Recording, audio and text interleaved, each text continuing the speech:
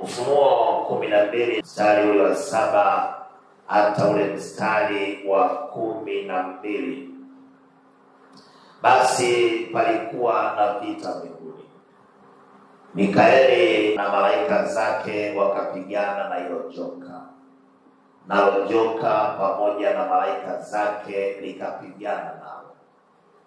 Lakini joka na malaika zake wakashindwa, na mahali pao hapakuonekana tena mbinguni. Katika tafsiri nyingine ya Biblia inasema hapakuwa tena na nafasi kwa ajili yao mbinguni. Ile joka kuu, ndio mstari wa 9, likatupwa chini. Lile joka la zamani aitwaye Ibilisi, Shetani au Shetani aupotoshaye ulimwengu wote, akatupwa chini duniani, yeye pamoja na malaika zake.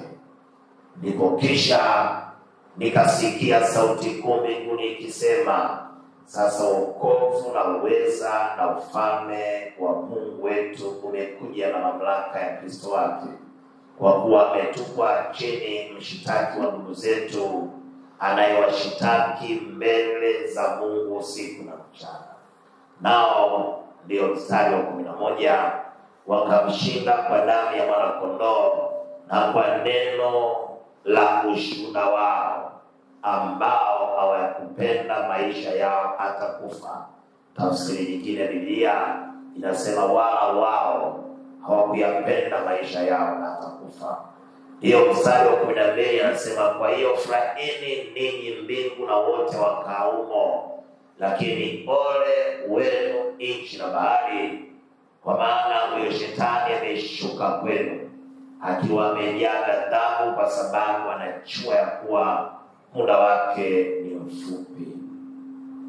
Biblia inaendelea kusema, ile joka lilipoona ya kuwa limetupwa chini duniani, lilimfuatia yule mwanamke aliyekuwa amezaa mtoto mwanaume. Lakini yule mwanamke akapewa mabawa mawili ya tai mkubwa, kusudi aweze kuruka mpaka mahali palipotayarishwa kwa ajili yake huko nyikani, ambapo atatunzwa kwa wakati na nyakati na nusu wakati, ambao yule joka hawezi kufika. Ndipo lile joka likamwaga maji kama mto kutoka kinywani mwake, ili kumfikia huyo mwanamke na kumkumba kama mafuriko. Lakini nchi ikamsaidia huyo mwanamke kwa kufungua kinywa na kuumeza huo mto ambao huyo nyoka alikuwa ameutoa kinywani mwake. Kisha ile nyoka likatupwa, na hasira kali kwa ajili ya hayo ya huyo mwanamke likaondoka, ili kupigana vita na watoto waliosalia wa huyo mwanamke, yani wale wanaozitii amri za Mungu na kushika ushuhuda wa Yesu Kristo. Ile nyoka likasimama kwenye mchanga wa bahari. Yule nyoka akajikita katika mchanga ulioko ufuoni mwa bahari. Bwana Yesu asifiwe. Haleluya. Maneno haya tumepewa neema tena leo ya kuendelea kuyatafakari kwa habari ya kitabu hiki cha Ufunuo. Na kikubwa katika mistari yote ambayo tumesoma ni kwamba Bwana Mungu alitaka Yesu Kristo awajulishe watumwa wake wapate kujua, wala wasijioji. Bwana Yesu asifiwe. Nini chanzo cha vita hii tulionayo kati ya watoto wa Mungu na ufalme wa nguvu za giza? Na kama nilivyowaambia katika mafundisho yaliyokwisha kutangulia, ya kwamba katika kizazi hiki Mungu amezifunua siri nyingi za ufalme. Bwana Yesu asifiwe. Na lengo la kufunua siri hizi nyingi za ufalme wa mbinguni, ili kila mmoja wetu asiseme ya kwamba hana taarifa sahihi, hivyo alishindwa kufanya maamuzi. Ndio maana ninataka nikueleze kwa mfano huu, ili uelewe nguvu ya taarifa. Bwana Yesu asifiwe. Taarifa Unapokuwa na taarifa sahihi zinakusaidia kuweka maamuzi sahihi. Wako watu wengi leo kwa kuchukua taarifa za juu wakaambiwa. Kuna kipindi kimoja yeye kuambia habari ya mradi mmoja uliokuwa unachekesha sana, habari ya ufugaji wa kwale. Sijui kama bado upo, maelezo zingiwe. Watu walikamata taarifa ile wakafuga kwale kweli kweli, maelezo zingiwe. Haleluya.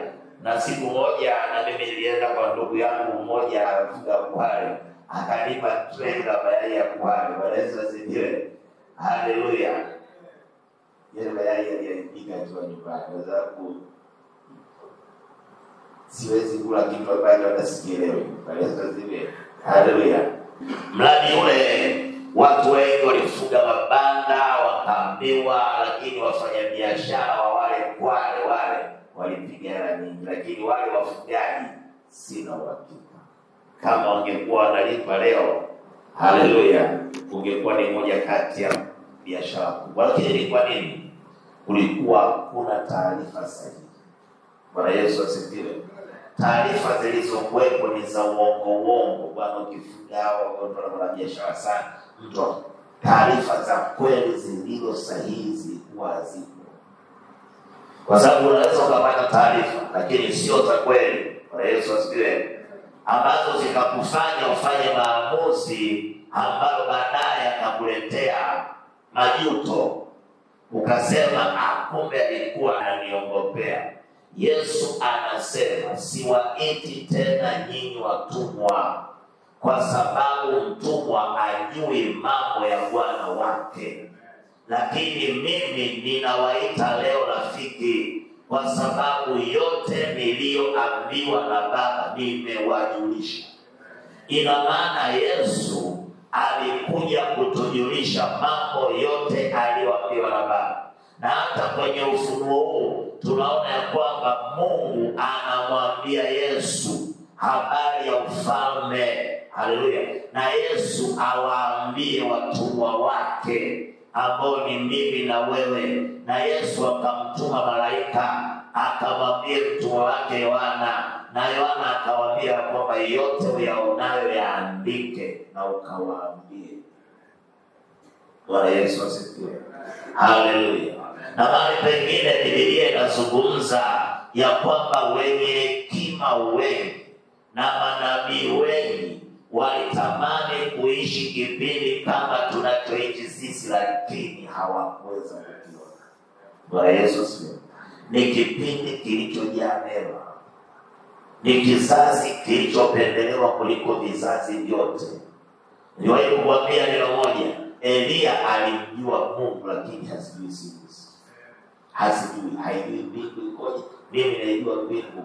Maelezo zile.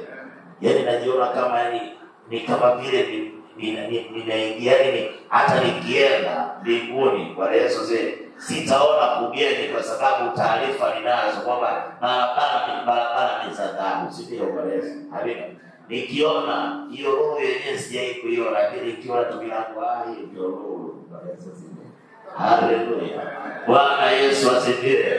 Taarifa ninazo kwamba mji ule umepangwa vizuri na misingi yake kuna misingi 12 na kila msingi ni majina 12. Bwana Yesu asifiwe. Haleluya. Ya wale mitume wa Yesu Kristo. Taarifa hizo ninazo. Bwana Yesu asifiwe. Ninazo. Kwa hiyo ninaona ya kwamba Elia alimtumikia Bwana. Na Danieli unayemjua wewe, Shadraki, Meshaki na Abednego hawaijui hata mbingu. Walichokuwa wanajua yuko Mungu aliyetenda matendo makubwa kwa baba yao walipowatoa Misri. Lile ndio jambo walikuwa wanalishikilia hilo tu, kwamba Mungu wa baba yetu aliyewatoa kwa mkono yenye nguvu kutoka Misri na kuwapeleka. Basi habari ya kwenda mbinguni hawajui. Yesu asifiwe. Haleluya. Kwa hiyo mimi na wewe tumepewa taarifa hizi zote. Ni kipindi tunachoishi, ni kipindi ambacho manabii wenye haki na wenye hekima wengi, kina Ayubu, wanapita kwenye mateso, wanachojua tu yuko Mungu mwenye matendo makuu. Bwana Yesu asifiwe. Haleluya. lakini ona mimi na wewe tumeelezwa mengi na bado tunaelezwa mengi kwa ajili ya ufahamu wa mbinguni, lakini bado kuna watu ni wagumu kufanya maamuzi. Bwana Yesu asifiwe. Wakiambiwa hapa duniani, wapendwa, tunapita. Haleluya. Hapa duniani tunapita, hatuna makao ya kudumu. Tunapita. Kule ndiko tutaishi milele. Umilele wako utaishije? Ni jambo la kujiandaa mahali hapa. Yesu anatufunulia, kwa maana Mungu amemwambia waeleze, na mimi ninakwambia kwamba haya ndio alikuwa anaambiwa, ya kwamba palikuwa na vita mbinguni. Mikaeli na malaika zake wakapigana na lile joka, sio nyoka, joka lile yenye vichwa 7. Biblia ya Kiingereza inasema ni dragon, sio snake. Bwana Yesu asifiwe. Haleluya. Dragon. Ile nyoka likapambana pia pamoja na malaika zake, tukijua ya kwamba amepokota theluthi moja ya malaika mbinguni. Alikuwa na theluthi moja ya malaika wameungana pamoja naye kufanya vita mbinguni. Maana shetani ambaye ndio ile joka lilijiinua ili ipate kusimama pale kwenye kiti cha enzi cha Mungu, na lenyewe lijitangaze ni Mungu. Na ndio maana mpaka kesho anatamani kujitangaza kwenye ulimwengu wa Mungu. Bwana Yesu asifiwe. Na ndio maana mwisho wa siku atakuja kujitangaza yeye ni Mungu, lakini nyuma. Bwana Yesu asifiwe. Nataka nikwambie kuna kitu kikubwa sana ambacho tunatakiwa kujua. Mungu anapenda kuabudiwa na shetani anapenda kuabudiwa. Bwana Yesu asifiwe. Na ndio maana anafanya namna zote ili mwanadamu afike hatua ampigie magoti. Anamwambia Yesu, kama ukinisujudia, hebu niambie, hana haja kusujudiwa kama Mungu. Bwana Yesu asifiwe. Kama ukinisujudia nitakupa hivi vyote. Vita yake kubwa, na yeye anataka akae kwenye kiti kile cha enzi. Vita yake kubwa, anataka abudiwe. Vita yake kubwa, anataka kuinuliwa. Bwana Yesu asifiwe. Unapomwabudu Mungu, yeye kwake anakasirika. Unapomuinua Bwana, yeye kwake ni mauzi. Bwana Yesu asifiwe. Maana hiyo nafasi ameitafuta kwa machungu. Kwa hiyo vita vikapigana, lakini Biblia inasema hawakushinda joka, wala na malaika zake, wote wakatupwa chini. Bwana Yesu asifiwe. Na ndipo anasema huyu ndio yule nyoka wa zamani aitwaye Ibilisi na Shetani. Na picha hii unaiona ya joka na nyoka. Bwana Yesu asifiwe. Haleluya. Imetokea baada ya dhambi kuonekana ndani yake, lakini kabla ya hapo alikuwa ni malaika mzuri. Bwana Yesu asifiwe. Alikuwa ameumbwa vizuri kuliko malaika wote. Bwana Yesu asifiwe. Haleluya. Na alikuwa ana vifaa vyote vya muziki. Bwana Yesu asifiwe. Alikuwa anaimba sauti 12. Hapa tulijitahidi sana, sio 3 sio 4. Bwana Yesu, yeye 12, tutaziona kule mbinguni 12. Bwana Yesu asifiwe. Mabawa yake yalikuwa akifanya hivi ni vinanda, tuna vinubi na zeze na sumari na kila namna ya vyombo ambavyo wengine hata duniani bado havijafika. Bwana Yesu asifiwe. Haleluya. Ni kwa masa kweli kweli. Bwana Yesu asifiwe. Haleluya. Unajua kwenye kuimba kuna sifa. Bwana Yesu asifiwe. Na ndio maana waimbaji waombe sana, wanakuwa wakateleza wakati fulani.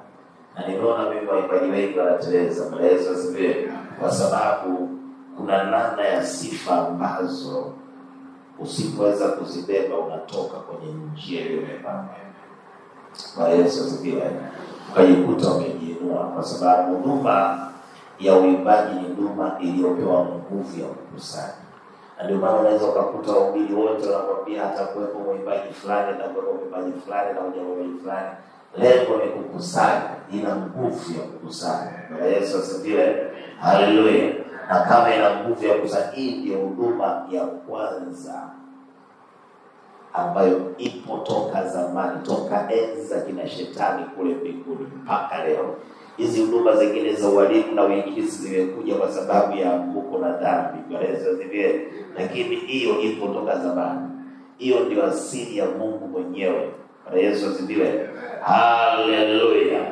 Ninachoendelea kusema ni kwamba hivi ndivyo ambavyo uasi na uovu ulionekana. Kitu kingine ambacho ninatamani nikueleze ni kwamba Mungu na wengine wote wanajua mema na mabaya. Mema na mabaya yanajulikana, sio? Lakini uovu ulikuwa haupo. Bwana Yesu asifiwe. Biblia inasema uovu ukaonekana ndani ya Shetani. Nataka nikwambie kitu kimoja. Ukishaonekana uovu ndani yako huwezi kuingia mbinguni. Bwana Yesu asifiwe. Haleluya.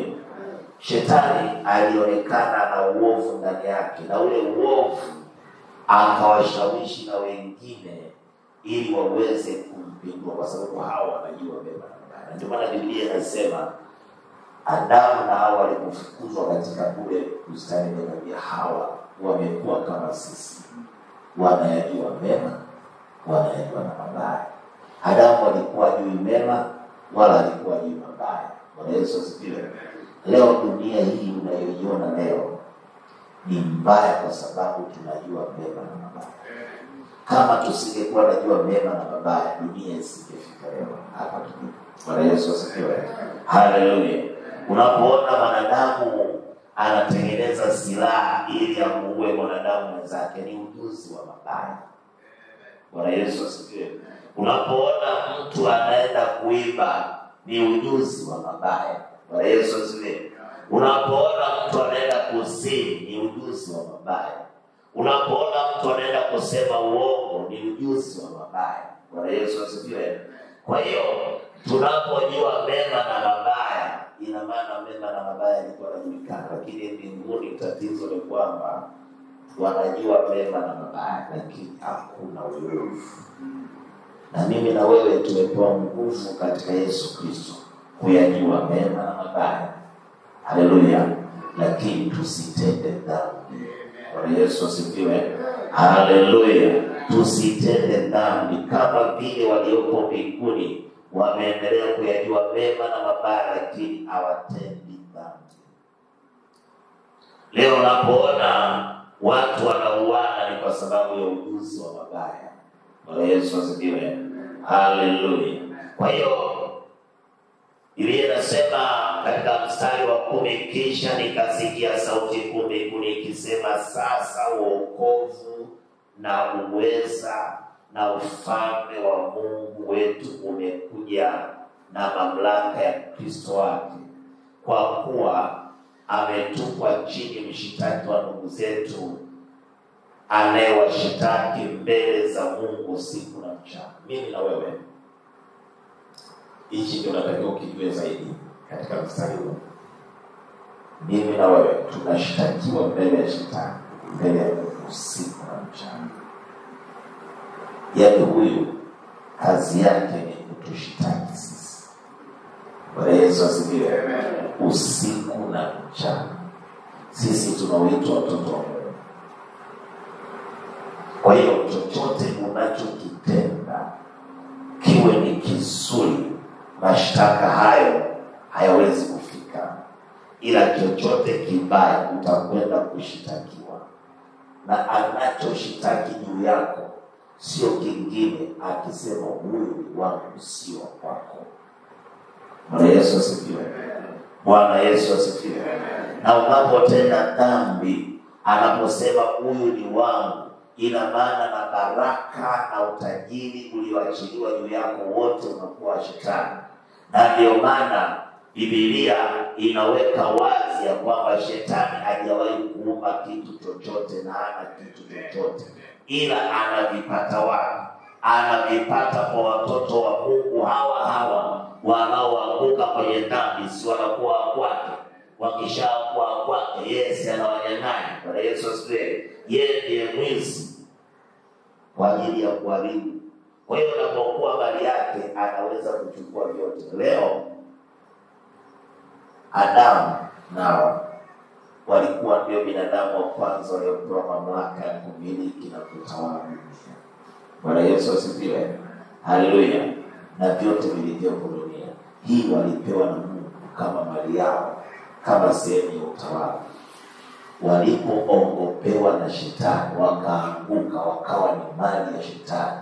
Shetani akachukua mamlaka ya dunia hii, na mpaka leo shetani anaimiliki hii dunia. Bwana Yesu asifiwe. Bwana Yesu asifiwe. Ni kwa sababu gani?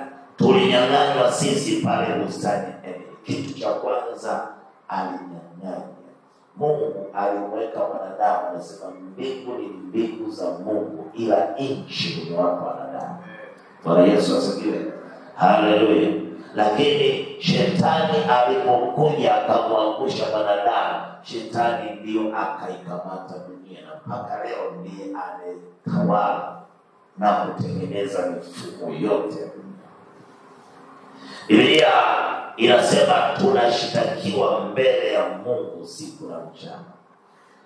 Lakini nao wakamshinda kwa damu ya mwana kondoo na kwa neno la ushuhuda wao, ambao hawakupenda maisha yao hata kufa. Kwanza, ili umshinde shetani, kitu cha kwanza ni lazima usiyapende maisha yako mpaka kufa. Mtu yoyote anayependa maisha yake hawezi kumshinda shetani, kwa sababu utapenda maisha yako, kwa sababu maisha yamewekwa duniani yanahitaji 1, 2, 3, 4. Bwana Yesu asifiwe. Watu wengi wanapenda kusema wakamshinda kwa damu ya mwanakondoo na kwa neno la ushuhuda wao. Lakini ushuhuda gani? Ambao hawakupenda maisha yao hata kufa. Bwana Yesu asifiwe. Kitu cha kwanza ambacho kitakufanya hata damu iwe na nguvu ya kumshinda shetani, kwanza usiyapende maisha yako hata kufa. Kwa maana hata ukubali kufa na kuyatoa maisha yako kuwa sadaka na dhabihu mbele za Bwana, lakini haupo tayari kutenda dhambi. Ndivyo tunavyomuona jinsi Danieli, Shadraka, Meshaki na Abednego, watu hao wakuyapenda maisha yao, walikubali kabisa. Ni nani asiyejua ya kwamba ukitupwa tanuru la moto lilochochewa mara 7 unateketea kabisa? Bwana Yesu asifiwe. Ni nani asiyejua? Lakini vijana hao walisema no, hatuwezi kumtenda Mungu, tuko tayari kufa. Hawakupenda maisha yao mpaka kufa. Bwana Yesu asifiwe. Kina Danieli walikubali. Simba tu ukimuona kwenye TV unamwona sawa kiumbe kikutana naye, nadhani lazimia atakuwa ananila wakati ishakufa. Bwana Yesu asifiwe. Bwana Yesu asifiwe. Kwa sababu ile mnyama anatisha. Bwana Yesu asifiwe. Lakini Danieli akasema mimi nitaenda huko. Bwana Yesu asifiwe. Kwa sababu siyapendi maisha yangu, hata nife niko tayari, lakini nisimkosee Bwana Mungu wangu. Bwana Yesu asifiwe. Kwa hiyo jambo moja ambalo ni lazima liwe la msingi katika maisha yetu ya kumshinda shetani, tusiyapende maisha yetu, tuwe tayari hata kufa. Na hicho ukishasimama, Bwana Yesu asifiwe, yaani ukiita damu ya Yesu utashinda. Bwana Yesu asifiwe. Haleluya. Utashinda. Na hata ukitumia maneno ya wale waliokufa shuhuda, zile zitakupa. Bwana Yesu asifiwe. Ushuhuda, usitumie ushuhuda wa mtu aliyekwisha kushindwa. Ndugu yangu, utashindwa kama yeye. Bwana Yesu asifiwe. Ndio maana shuhuda zote kwenye Biblia ni watu ambao hawakuyapenda maisha yao kabisa, na zile ndizo ambazo zinamshinda shetani. Bwana Yesu asifiwe. Zile ndizo ambazo zinatengeneza imani ya watu kumshinda shetani. Bwana Yesu asifiwe. Haleluya. Biblia inaendelea, kwa hiyo furahini ninyi mbingu na wote wakaao. Ninatamani niendelee kusema na kuweka walioambiwa wafurahi ni mbingu. Wewe uko mbinguni, usifurahi. Bwana Yesu asifiwe. Walioambiwa wafurahi ni wale mbingu pamoja na wakao huko mbinguni. wale wafurahi, maana yule shetani aliyeleta fujo kwa mbinguni amen. Ninachotamani nikueleze ni kwamba mbinguni kulikuwa hakuna raha kwa ajili ya vita. Biblia haijatueleza walipigana vita kwa muda gani. Na kwa sababu mbinguni hakuna usiku wala mchana, hakuna masaa ya titi. Waweza sijue. Haleluya. Lakini walipigana vita. Unachotakiwa kujua ni kwamba walipigwa na wala mahali pao hapakuonekana tena. Lakini ni jambo ambalo lilitikisa mbingu, na ndio maana sauti ikasika, furahini enyi mbingu na nyinyi mkao huko. Lakini anaendelea kusema, lakini ole wenu nchi na bahari. Haleluya. Mimi na wewe tulio katika hii nchi. Bwana Yesu asifiwe. Haleluya. Na ole na bahari. Bwana Yesu asifiwe. Bwana Yesu asifiwe. Maana huku sisi hatujamshinda bado. Sisi bado tupo na shida. Bwana Yesu asifiwe. Tupo kwenye ole. Bwana Yesu asifiwe. Anasema kwa maana huyo shetani ameshuka kwenu akiwa amejaa ghadhabu. Angalia ole kwa nini? Kwa sababu shetani huyo aliyeshindwa huko mbinguni, ukawa na furaha mbinguni. Bwana Yesu asifiwe. Ametupwa. Na tena hajatupwa tu, amejaa ghadhabu. Bwana Yesu asifiwe. Amekikosa kile alichokuwa anakitafuta. Amepigwa, ametupwa huku duniani. Ana ghadhabu kwa sababu anajua ya kuwa muda wake ni mfupi. Anajua kwamba amewekewa muda mfupi, baada ataingia kwenye hukumu. Bwana Yesu asifiwe. Bwana Yesu asifiwe. Lakini inaendelea katika mstari wa 13, ile joka ilipoona kuwa limetupwa chini duniani, ikamfuata yule mwanamke aliyekuwa amezaa mtoto. Shetani analifuata taifa teule la Mungu, ambalo kupitia ile taifa Mungu anamleta mkombozi, ndio huyo mtoto mwanamume Yesu Kristo, ambaye Jumapili iliyopita tumesoma na kutafakari kwa mapana. Bwana Yesu asifiwe. Haleluya. Na mafundisho haya yapo kwenye channel yetu ya YouTube. Unaweza kuwa unafuatilia, unaendelea kujikumbusha, au unaendelea kumtumia ndugu na rafiki na jamaa ili aweze kujua, maana taarifa hizi wakati mwingine tunajisahau. Bwana Yesu asifiwe. Hatukumbushani mara kwa mara.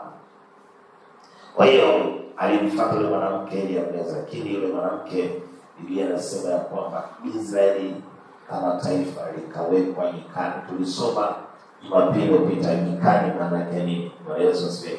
Ni sehemu ambayo kuna ulinzi wa kiroho. Bwana Yesu asifiwe. Ulinzi wa kiroho inamzuia ili asije akashindwa na yule adui shetani katika namna ya majaribu na katika namna ya uongo. Haleluya. Na Biblia inaendelea kwamba huyu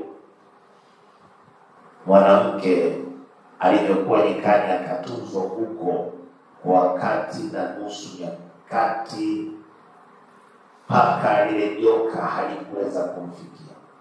Lakini ukiendelea kufuatilia mbele, utakuta ya kwamba lile joka likaendelea kufanya vita kubwa, lakini likatema maji kama mto ili ipate kumfunikia yule mwanamke, lakini dunia au nchi ikamwokoa. Bwana Yesu asifiwe. Ikafungua kinywa chake na kumeza huo mto, na huyo nyoka alikuwa ametoa kinywani mwake. Bwana Yesu asifiwe. Lakini anaendelea kusema katika mstari wa 17 na 18, joka likapatwa na hasira lilipomshindwa na kumkosa yule mwanamke. Na mwanamke huyo alisema ni taifa la Israeli. Bwana Yesu asifiwe. Haleluya. Tunapozungumza taifa la Israeli sasa hivi, tunazungumza katika majili kwamba mimi na wewe, Bwana Yesu asifiwe, mimi na wewe ni uzao uliotoka kwa Israeli. Bwana Yesu asifiwe. Sisi tumezaliwa na Israeli. Sisi ni watoto wa yeye. Bwana Yesu asifiwe.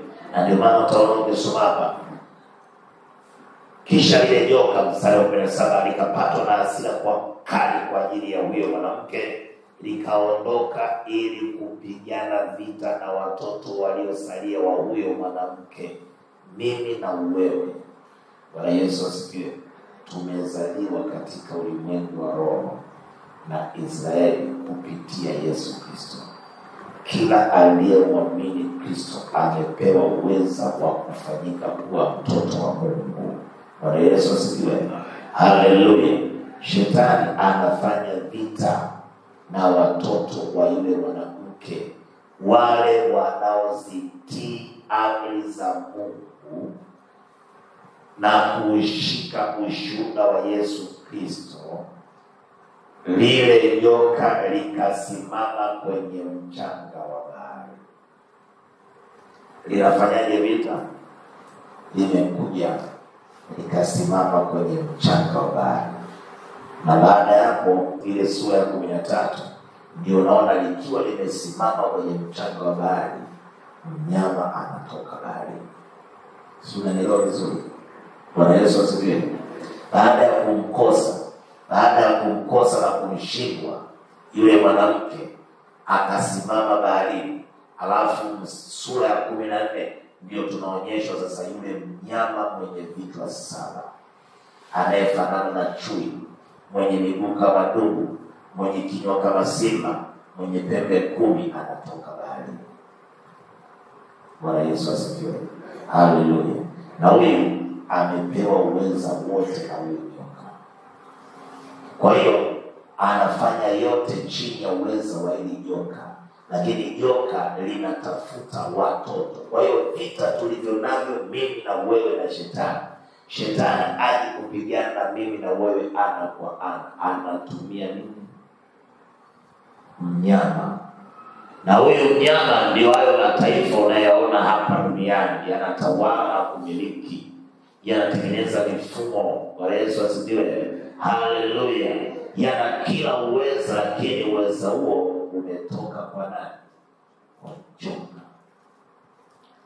Kwa hiyo Biblia ilikuwa inataka Yesu atuonyeshe nini chanzo cha tatizo. Na mpaka leo dunia iko kwenye ole, kwa sababu anajua shetani ana muda mfupi na amejaga damu. Bwana Yesu asifiwe. Lakini kazi yake kubwa kabisa, huyu ndiye anayekudanganya ulimwengu wote. Ana kazi nyingine duniani. Bwana Yesu asifiwe. Kazi aliyonayo, chochote anachokifanya ni kukudanganya. Bwana Yesu asifiwe. Ili usipate kuingia mbinguni. Baada ya kujua mwanzo huo ya vita tulivyo navyo na kwa nini mbingu zinafurahi na nchi na bahari, Bwana Yesu asifiwe, ziko katika ole kwa sababu shetani ametupwa. Ninachotaka nikwambie na unatakiwa kuelewa, haya ni mambo ambayo Mungu hakuyapanga. Haleluya. Mungu hakuyapanga. Na katika eneo ambalo mimi nikisomaga Biblia ninaona ni kitu ambacho kimempa shida Mungu, nitoka vita hii nipigana kule mbinguni. Malengo yake yameharibika. Bwana Yesu asifiwe. Na wanadamu baadaye akawa ameanguka naye. Bwana Yesu asifiwe. Sasa Mungu anatafuta wanadamu watakaosimama, ambao wako tayari kufa kwa ajili yake ili apate kuishi nao milele. Mimi na wewe tumeanguka. Wakati mwingine nasema sawa na mtu aliyefeli. Bwana Yesu asifiwe. Sijui mtihani wa 7, sijui wa 4, sijui wa 6. Wote mmefeli, lakini mnaambiwa mmepewa grace period, ndio mtafanya saa. Hiyo saa hiyo atakaye faulu ndiye ataenda. Lakini yale matokeo ya mwanzo tumeyafuta. Unajua kuna kanisa fulani, Bwana Yesu asifiwe, kutoka kusikia kwamba mimi nilishafeli, lakini neema inasema ya kwamba tumepewa tena nafasi ya pili, ili tukishinda safari hii, basi wale watakaoshinda wataingia Yesu asifiwe level nyingine. Hiyo peke yake kwa mwanafunzi yule anayetaka kwenda level nyingine, Yesu asifiwe, hiyo peke yake anasema hapa sichezi tena. Yesu asifiwe. Haleluya. Sichezi tena, kwamba nimepewa nafasi ya pili. Ulimwengu mzima unaoona wote tumefeli. Bwana Yesu asifiwe. Tuko hapa tukiwa tumepewa nafasi ya pili, kwamba mjitahidi, watakaoweza kushinda hapa ndio watakaoingia mbinguni. Hawa ndio wataishi na Mungu. Lakini ukiendelea kupata viwango vile vile vya max, hauendi. Kwa hiyo mimi na wewe ni watu ambao lazima tujue ya kwamba tupo kwenye upande waliofeli. Yaani wewe upo kwenye upande waliofeli. Tumepewa muda kwa maisha yetu yote yaliyosalia hapa duniani kuanzia sasa. Ujue huu ni muda uliopewa wewe wa kuweza kufaulu uingie mbinguni. Maana yule kabisa mwenyewe Adamu na Hawa ndio walishatengenezea ulimwengu mzima. Sasa sisi wote tulikuwa ni shetani. Bwana akasema nifanye nini niokoe ulimwengu? Ninamtoa mwanangu mpendwa Yesu Kristo afe kwa ajili yao. Na yeyote atakayeishi sawa sawa na amri na sheria na maagizo yangu na kuyashika hata kufa, huyu atakuwa wangu, atakuwa amepona na jehanamu. Yeyote atakayeshindwa, basi matokeo kwa maana nyingine ni kwamba wale watakaoshindwa hakuna game. Kwa sababu wewe upo kwenye kundi la kushindwa toka sasa. Bwana Yesu asifiwe. Haujabadilisha matokeo. Yaani ni sawa sawa na watu wamepiga pepa ya kwanza, alafu jamaa akapata 0. Kaambia bana, tumeelewa kwamba mtihani ule inawezekana wengine walikuwa mjajiandaa.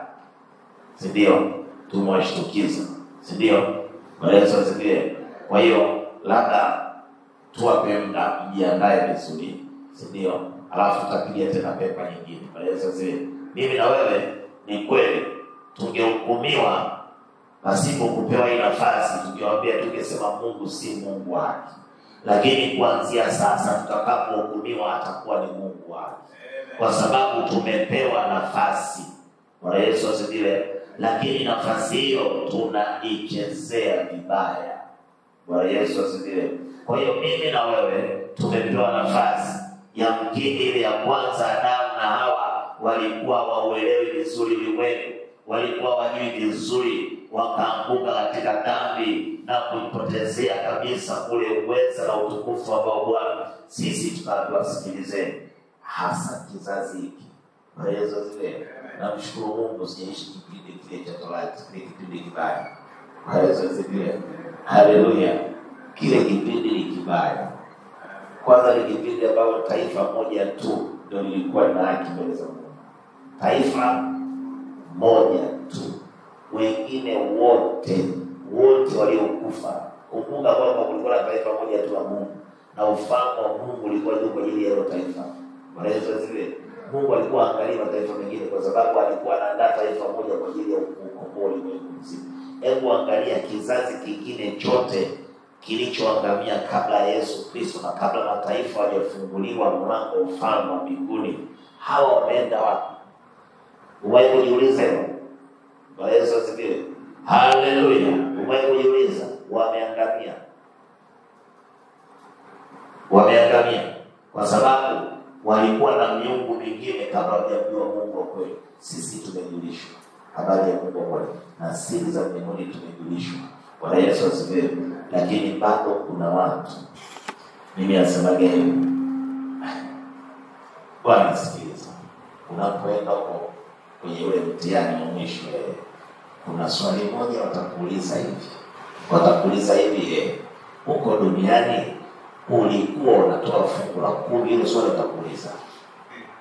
Swali la pili, huko duniani uliwahi kuzini na ulitubu?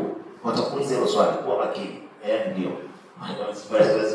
Watakuuliza huko duniani uliwasamehe waliokukosea? Sio? Hilo swali la 3. Kwa makini, sio? Swali la 4, ulikuwa unaikumbuka siku ya Bwana kuitakasa? Bwana Yesu asifiwe. Maswali yote tumepewa. Bwana Yesu asifiwe. Mimi na wewe tunatakiwa tuangalie twende, usiende nje hizi possible. Wale wanaojiandaa hizi ndio possible. Bwana Yesu asifiwe. Yaani wewe unapokaa asubuhi mpaka jioni unatakiwa ujibu maswali haya. Bwana Yesu asifiwe. Kesho ujibu maswali, wiki ujibu maswali, mwezi walivyojibu, mwaka mpaka siku unamaliza, unaitwa hapo na fungu la 10 tiki, fungu la 10 tiki, nenda kwenye fomu. Sasa wewe yani maswali na majibu tayari umejibu, lakini bado tunafeli. Bwana Yesu asifiwe. Haleluya. Nilikuwa mwalimu mmoja nilipokuwa mwaka wa kwanza pale Mwimbili. Ule mwalimu nikasema wewe tunasoma Harvard University. Wewe ndio umetoka Harvard University. Hizo zile akatuka maswali yalikuwa 3.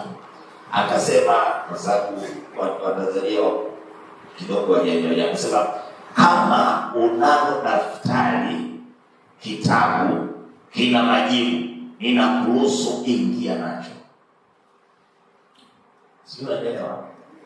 Yaani anasema msikae na msikae, vitabu wekeni kule, madaftari wekeni kule, sio nini wekeni kule, kama kompyuta weka kule, usiguse kitu. Akasemaje? Maswali haya 3. Kwanza alijaja kana kupipi ndio tu ndani. Katika swali la kwanza, katika la pili, ingia na madaftari yenu na vitabu vyenu pamoja na kompyuta zenu. Kama kuna mtu anataka kudiscuss na mzake ruksa. Ikaondoka alisimamia mtu. Kadri unapofungua daftari ndio muda unazidi kukimbia. Unapofungua vitabu muda unazidi kukimbia, swali halijajibika. Bwana Yesu asifiwe. Haleluya. Sikumbuki tu tukajioni mpaka kama lakini ilikuwa ni swali la ukweli. Bwana Yesu asifiwe. Haleluya. Ila ninachokumbuka ni kwamba nimefaulu sana ile wao. Bwana Yesu asifiwe. Haleluya. Ninachokisema ni kwamba tumepewa majibu yote. Na siku ya mtihani unaambiwa nenda na kitabu chako. Na tumepewa kitabu kimoja tu, Biblia. Hichi kitabu ndio maswali yote yanatoka huko. Si ndio? Na siku hiyo utakapojibu utasimama pale. Mwalimu yuko pale, mtu wa hukumu yuko pale. Habari. Mtumishi, Biblia ni wapi? Jibu maswali. Usinzi. Bwana Yesu asifiwe. Utaona huko. Mtafuta zile muda utazidi kwenda. Bwana Yesu asifiwe. Haleluya. Bwana Yesu asifiwe. Ndivyo utakavyoona sisi tulioitwa hapa duniani kwa nafasi ya pili, tutakapoingia kule kwenye hukumu na mateso milele, Yesu hatakuwa na hatia juu ya damu zetu. Bwana Yesu asifiwe. Hizi damu tutakuwa tumezitoa sisi wenyewe kuzimu ziteketee. Ni wakati wa kuendelea kuhakikisha kwamba tunamtafuta Mungu.